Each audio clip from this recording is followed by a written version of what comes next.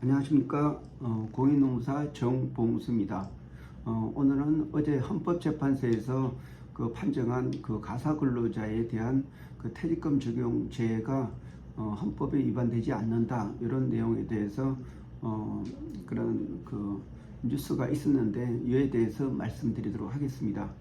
2018년도에 가사근로자를 그만둔 가사도우미가 퇴직금 지급을 노동부에 신청을 했고, 또 노동부에서는 이게 배제 규정이 맞는다 해서 이에 대해서 퇴직금 청구를 거절했고, 그리고 또 이것이 소송으로 갔지만 소송에서도 기각됐습니다.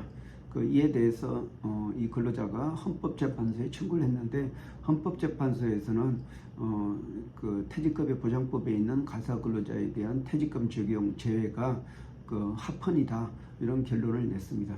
총 재판관 9명 중에 7명이 찬성했고 2명이 반대 의견을 냈습니다. 그러면 이 반대 의견을 이러한 가사근로자에 대해서는 퇴직금이 적용되지 않는 규정이 왜 타당한지, 이에 대해서 말씀드리도록 하겠습니다. 우선 근로기준법 11조에 보면은 근로기준법은 상시 5인 이상을 사용하는 사업들은 사업장에 적용된다. 다만 동거의 친족만을 사용하는 그러한 사업장이나 가사 사용원에 대해서는 적용되지 않는다. 여기서 근로기준법의 적용에서 가사 근로자는 배제를 하고 있습니다. 그리고 퇴직급여 보장법은 근로기준법의 어떤 하위 법으로서 근로기준법에 따라서 적용되기 때문에 퇴직급여 보장법에서도 이러한 가사 근로자에 대한 퇴직금 적용을 배제하고 있습니다.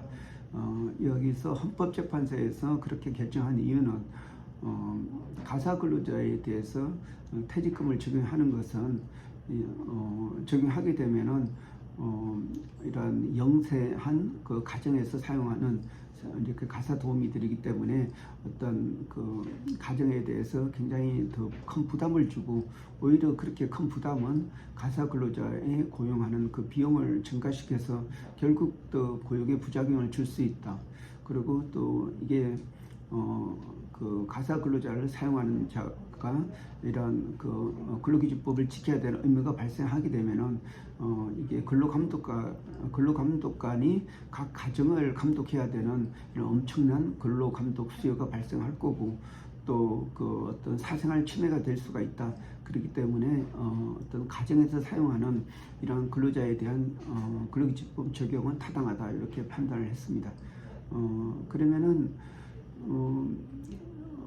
이렇게 그러한 이유로 타당을 했는데, 그러면은 사실상 이 현 시점에서 가사 근로자가 어떤 위치에서 있는지 좀 살펴보면은, 현재 가사 근로자들은 입주조업으로 사용하는 경우에 보통 조선족의 경우에는 한 250만 원 정도 최저 비용을 줘야 되고, 또 한국인 가사 도우미 같은 경우는 비용이 한 300만 원 이상이 줘야지 사용할 수가 있습니다.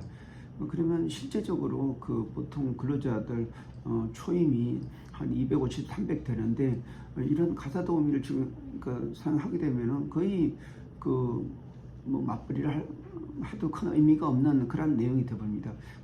다시 말해 비용이 너무 비싸다고 할 수가 있겠습니다.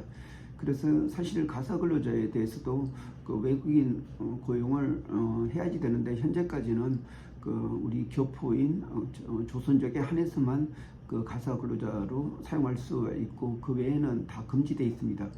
그러나 외국 사례에서 보면, 특히 싱가포르나 홍콩, 대만 같은 경우에는 외국인 싼 가사 도우미를 도입을 해가지고 어떤 가정에서 아니면 또 노인 돌봄에서도 큰 효과를 보고 있습니다.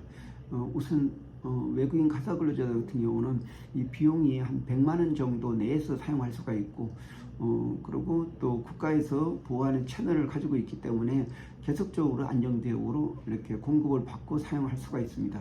그래서 우리나라도 이런 가사 도우미 제도를 외국인 가사 도우미 제도를 이렇게 활성화해서 적용한다고 하면은 굉장히 가정과 또 어떤 노인 돌봄이나 이런 차원에서 굉장히 도움이 될 거라고 생각됩니다. 네, 이상입니다. 고맙습니다.